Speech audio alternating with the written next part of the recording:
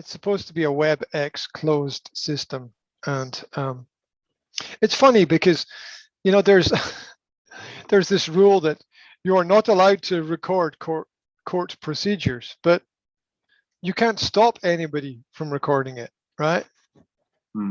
Anybody at any point in time can record whatever is on their computer, or they can have some recording device in their pocket or whatever. And this idea that you cannot record things is kind of dangerous, because I really believe that everything should be recorded all the time. And I think technology helps us with that. And when things can't be recorded, it's crazy, especially when you get into legal situations and criminality and people saying, "Oh, you don't have permission to record me." It's like, I don't need permission to record you, right? I don't need that, because people have the right to record whatever it is they want to record, as long as they're not breaking into somebody else's property to do the recording. Everything that is A, in public, or B, in business has the right to be recorded.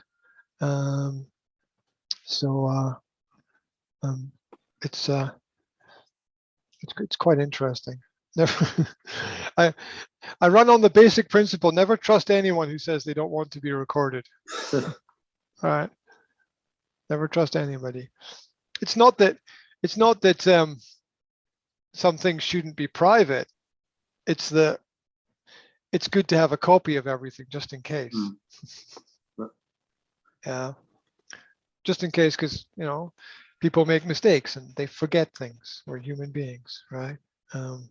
It happens sometimes. It's happened to everybody at some point in time, that somebody has said, "Do you remember?" And they're like, "No." And then, therefore, problems are created. There are a lot of things that people think are automatic, and I think we need people to be practical and understanding as well. But the law is a bitch, because a rule is a rule, and when do you? I mean, this is the. Yeah, I was talking with my son about this, the difference between Roman law and common law. So Roman law is the fact you create rules and everybody follows the rules, and people's actions are as a result of the rules. That is Roman law. Common law is there are no rules, there are only actions. And actions, if they are in dispute or they cause harm or hurt to people, can then be examined. And the examination of these actions then creates precedent or basic rules that people should follow.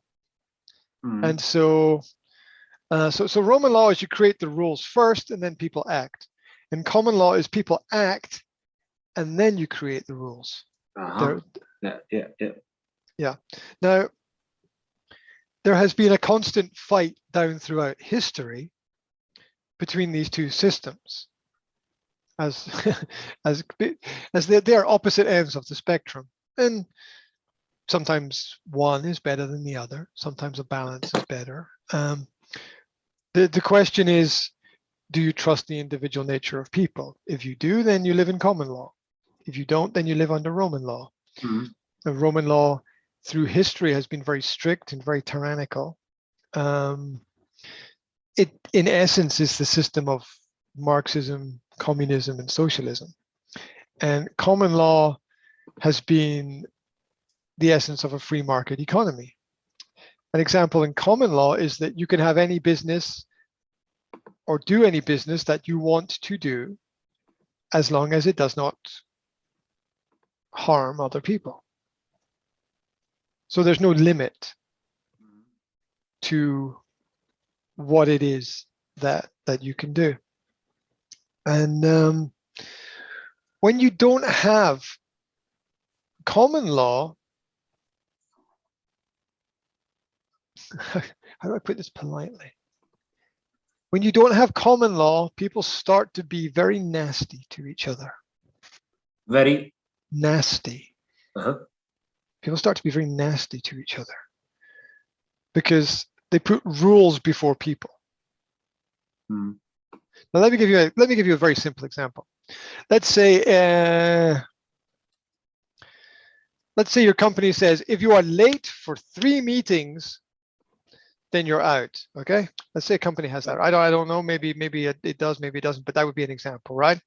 And let's say you miss one meeting because your car breaks down. You miss another meeting because your kids are sick. Yeah. And let's say you miss a third meeting because you don't know about the meeting. Nobody told you about the meeting, right? Yeah. The company can say, right, well, that Roman law principles, you broke the laws, that's it. You're out, off with his head, chop, chop. However, under a common law system, you would examine each situation to see if it was in the person's power to change things.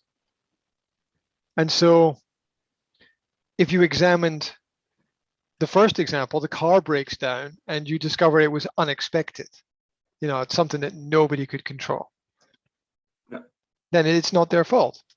If you examine the second example, that people's children get sick, you could maybe argue that you still have work responsibilities. So, I mean, that maybe, whatever the decision is what it is.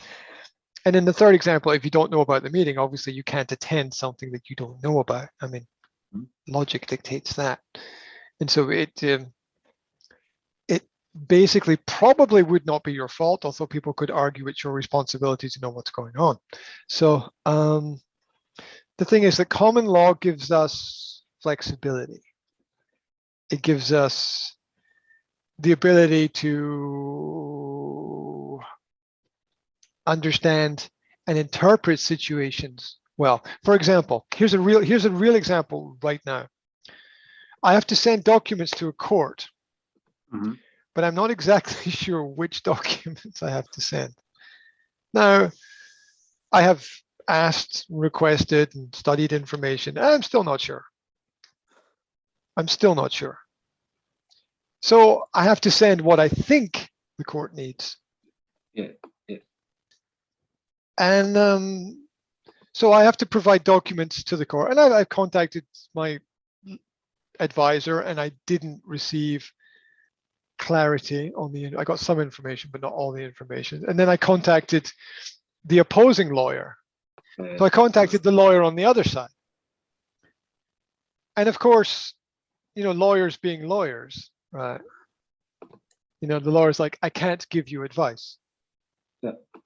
And I'm like, and I understand that because it could be used against him. If he gives the wrong advice, it could be used against him. So I understand the personal security in that, but I also understand that it's not helpful, right?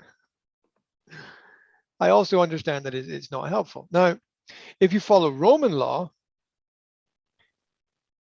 and I give the wrong documents to the court, then I automatically default and lose before the court case begins. Yeah. And I understand that. If we follow common law, then I can submit some documents to the court.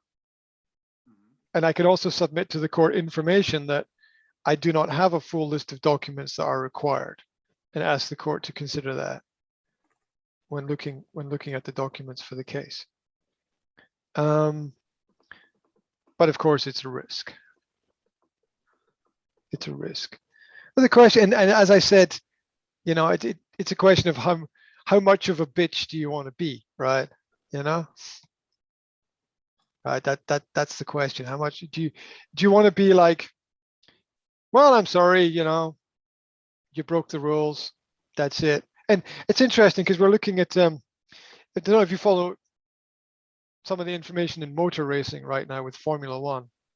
Yeah, I don't follow it, but I'm aware that these problems exist in those areas. Yeah, and I'm aware that there have been a lot of people breaking the rules recently, and there's a lot of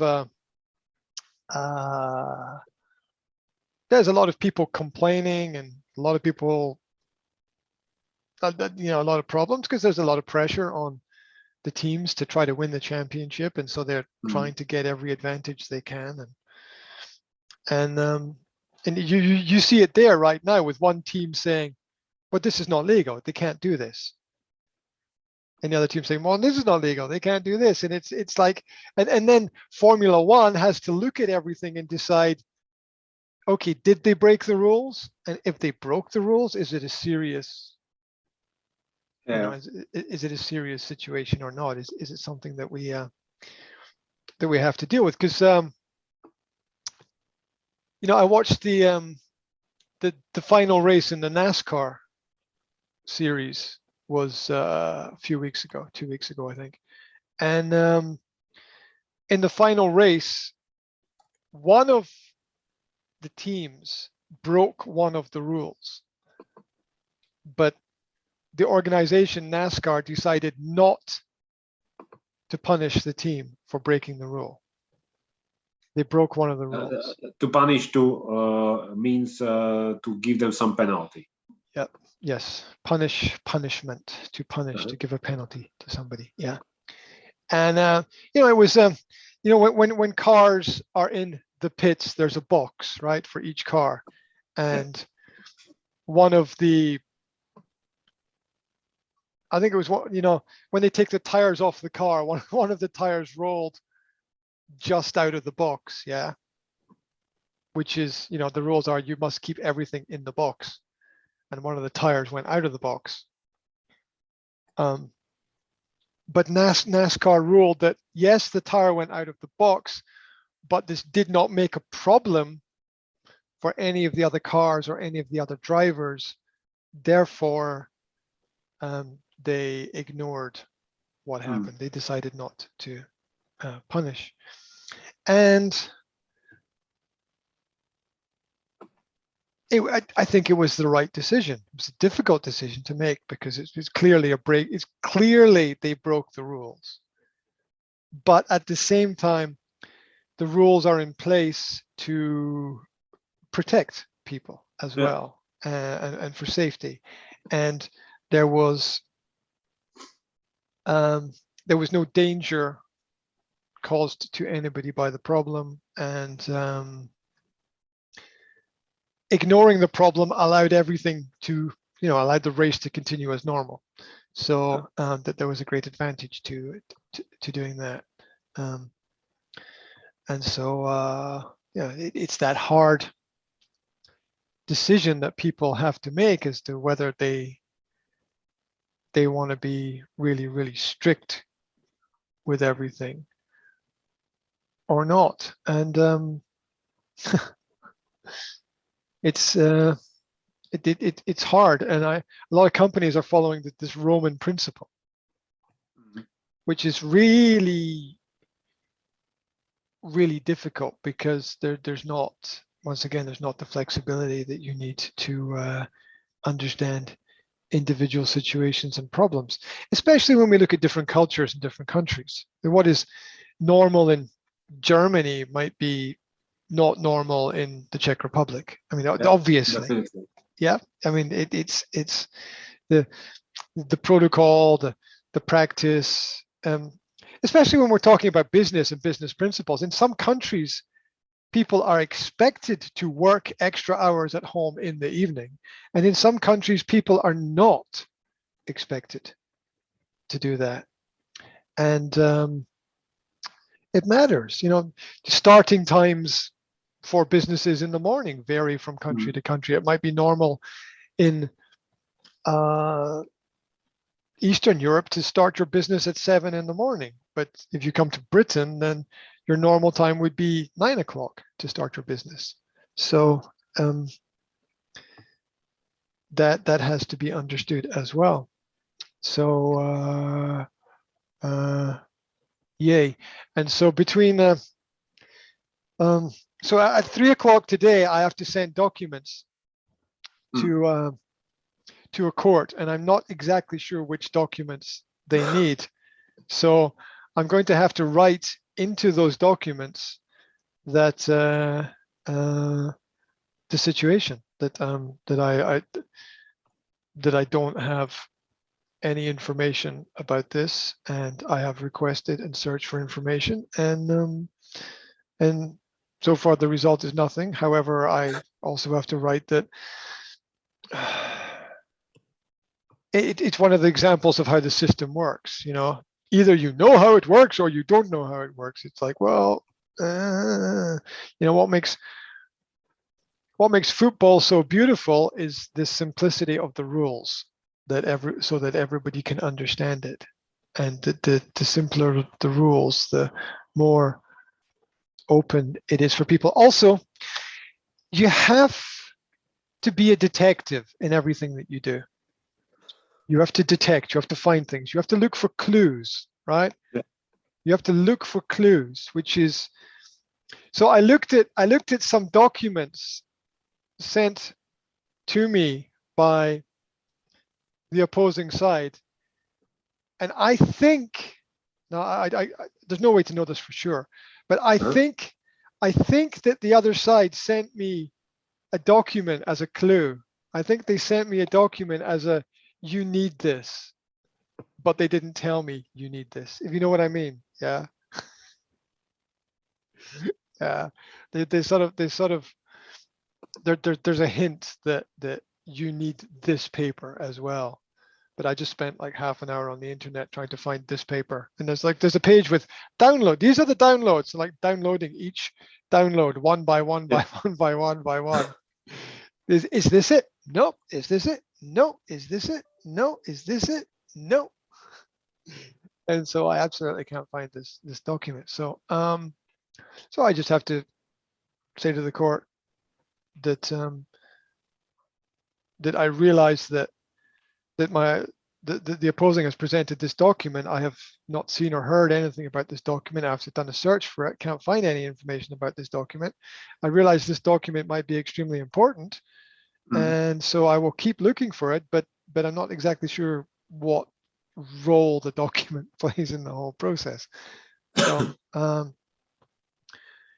and it's it's a situation where you do what you can, right? Yeah.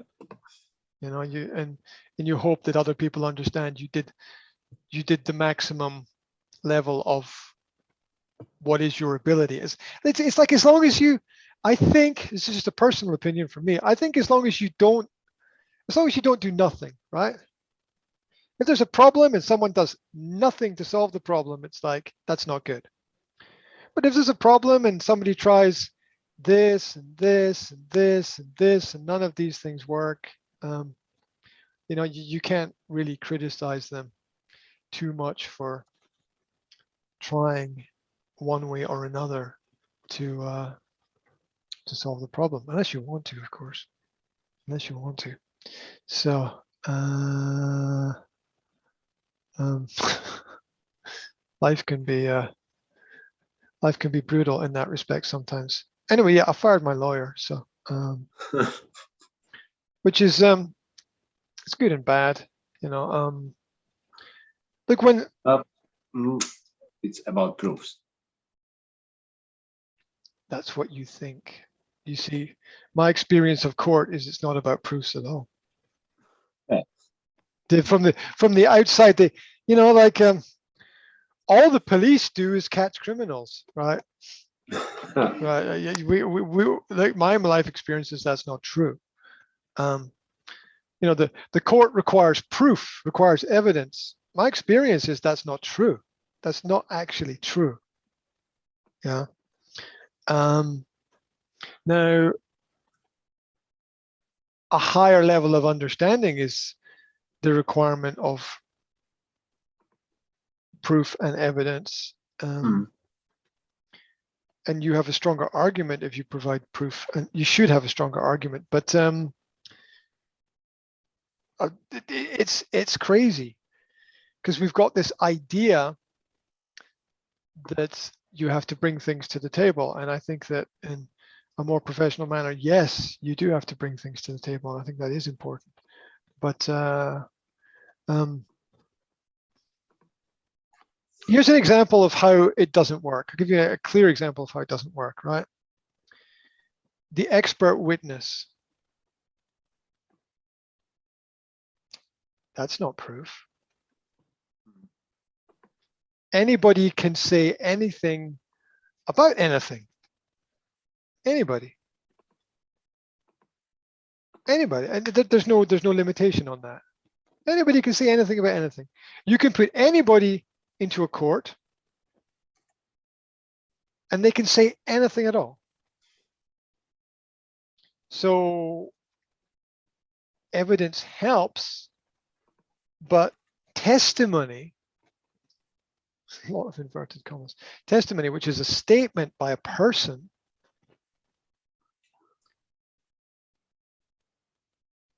which they should put their hand on the Bible and they should swear, I promise to tell the truth, and etc., etc. But people get things wrong, right? Right. And it gets even more complicated with understanding that. It gets really crazy really quickly, because if I tell you about my dream, is that real? Is that, and that's what the judge has to decide. The judge in the case has to decide how real and how relevant and how important is the information, which is the problem, because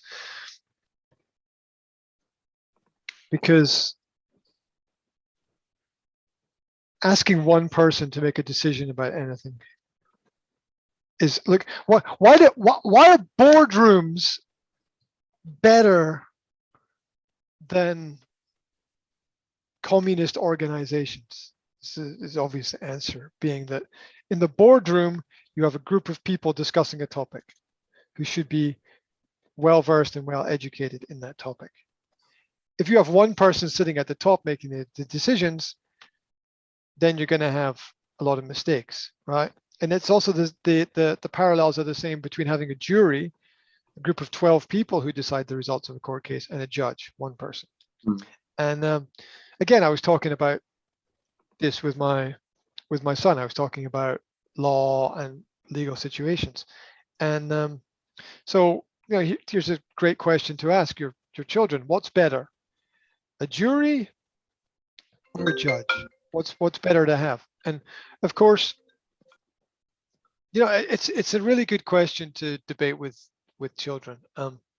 What's better, a jury, 12 people who decide the results of a court case, or a judge, one person? Now, most people's common default answer, and I've debated this with lawyers as well, most people's common default answer is that a judge is better because a judge is a highly qualified, highly trained individual with many years of experience. History tells us, history teaches us that a jury make more informed and better decisions than a judge. And there are two reasons for this. Number one, a jury is a group which is a cross-section of society. There should be older, younger, male, female, people with different job types, people with different income groups, maybe people from different ethnic backgrounds. And this group must collectively make a unanimous decision about the result of a case. Sometimes I'm not exactly sure of in which cases, but sometimes you just need a majority of the jury, and sometimes you need the full agreement of the jury, which is extremely important, because if 11 agree but one disagrees, then the result is still open. Yeah. Now, in terms of corruption, and we have to realize that corruption exists, bias exists. You know, well, is it easier to bias one person or to bias 12 people?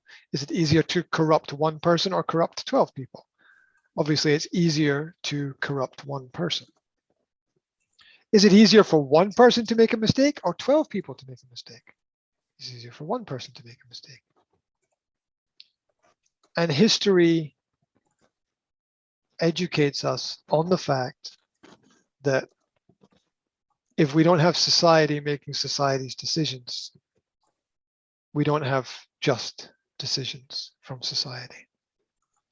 And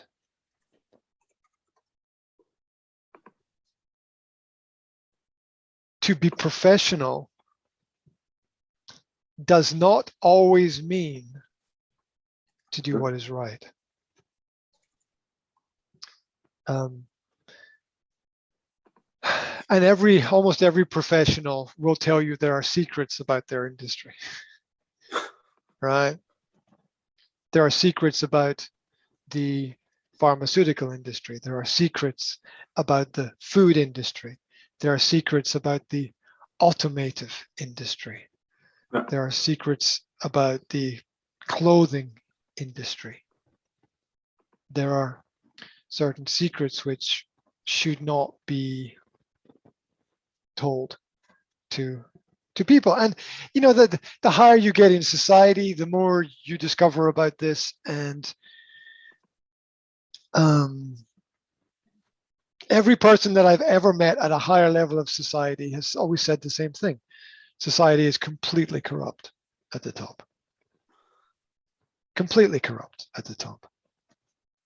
Yeah, and there's no magical, mysterious organization that saves the world and balances things out. Yeah, there's no Spider-Man, there's no Iron Man, there's no Superman, there's no Wonder Woman, there's no superhero or group of superheroes that is ever going to come and balance out the situation itself. We have a very odd view of society where we believe that paid professionals always provide the best solutions. Sometimes they do, and sometimes they work very well, but sometimes they don't. And they don't work well at all. Also, history teaches us that every society collapses eventually in the end. And we have to very much be aware of that when we don't have checks and balances in place. Or as I always say, who watches the watchers? Who watches the watchers? Because there are people employed to observe society and keep things moving. These people are teachers. These people are policemen and women. These people are judges. They are the watchers, the observers of the needs of society. But who watches them? Who watches them to, who are these mysterious fact checkers on the internet? Yeah. Who are these people that check all the facts? Who are they? Where are they? And who checks the checkers? Right? Who checks that the fact checkers are actually checking that things are okay? Because show me an organization that exists, and I will show you an organization that could be corrupt. Could be corrupt.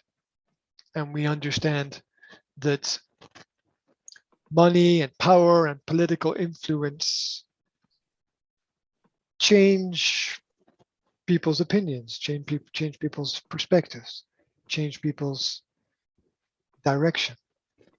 Yeah. And simply, a lot of people are paid a lot of money to say nothing. Right? Not your job to do that. Okay, okay, okay. So I'm not allowed to have an opinion. All right. It's not my job to do that. Fair enough. And I think we need to be very careful about who we let make the decisions, because you know it's so simple. It's so simple. I mean, the mafia run the police. It's so simple. That's the way it works. The mafia run the police. I mean, it's not even complicated. It's not, you know, it's completely 100% natural, right? That's the way that it works. And and then that's in every society. It's no different in Britain. It's no different in the United States. You know, you've got the Italian mafia with their hooks into Congress. You've got in Britain, you have a Masonic mafia who control the courts and the police. In Eastern Europe, you have a Russian mafia and various variations of that control what is happening there. And you know, you follow the rules, because if you don't, they kill you. I mean, that first they threaten you, and then maybe they break your leg, or they break your arm, or you know, they blow up your car, right? It's the way it goes. They burn your house down, and if that doesn't work, they just kill you, and that is that. People forget that still exists in the world, and it's hard. And when that power and that force is running behind everything, behind political institutions, behind social institutions, behind courts, for example, as well, then we have to understand that it's much easier to control one judge than it is to control a jury or a group of people from society. And you need the opinions of a cross section of society. But it doesn't even work there, because you can control committees as well. So that is that's another element to the council form of leadership. Comes from the communist system. Councils are modern councils are a communist invention. Ancient councils, council in very, very ancient terms, thousands of years ago, meant that you went to somebody who knows more than you to ask them for information. That was council. But the modern councils are a Soviet invention, which is a group of people to overview and oversee society. And it's very dangerous when these people are not checked in their ideas and their agendas. So it's all very interesting with legal and court cases. But here's a final point. Your achievements are only equal to your responsibilities. Yeah. So if you don't have a higher level of responsibility, you don't grow, you don't progress. So it's only when we accept a new responsibility that we actually grow and move forward and learn.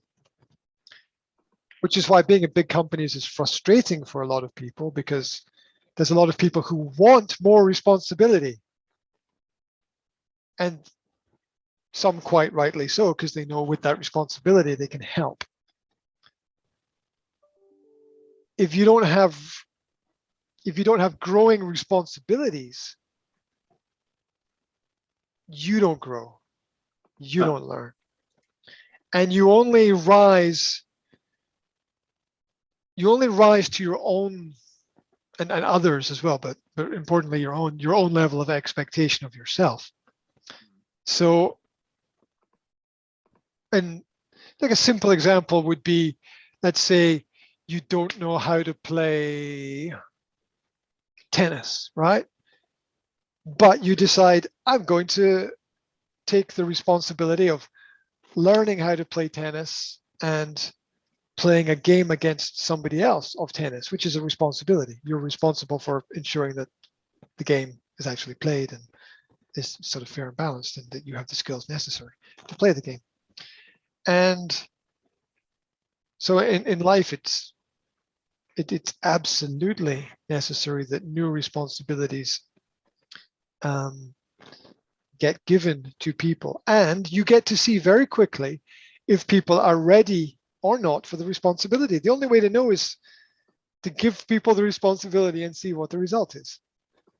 Yeah.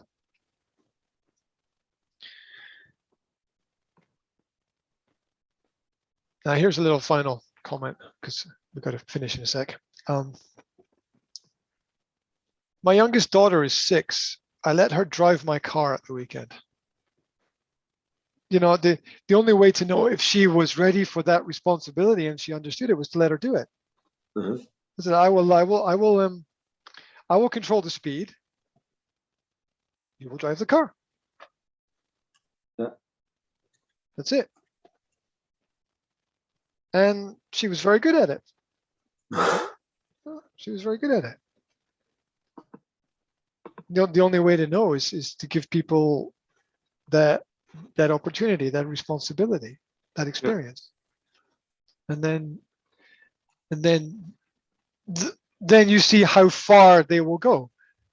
Because it's like, okay, you can do this. Can you do this? Okay, can you do this? Can you do this? Because if you don't take the first step of responsibility, you don't go anywhere, right? And it's absolutely necessary, and it doesn't happen enough across society. It doesn't happen enough. People don't get enough responsibilities in the right areas. And the result of that is the wrong people end up with all the responsibility. And that's visible everywhere. This is visible absolutely everywhere that is the case.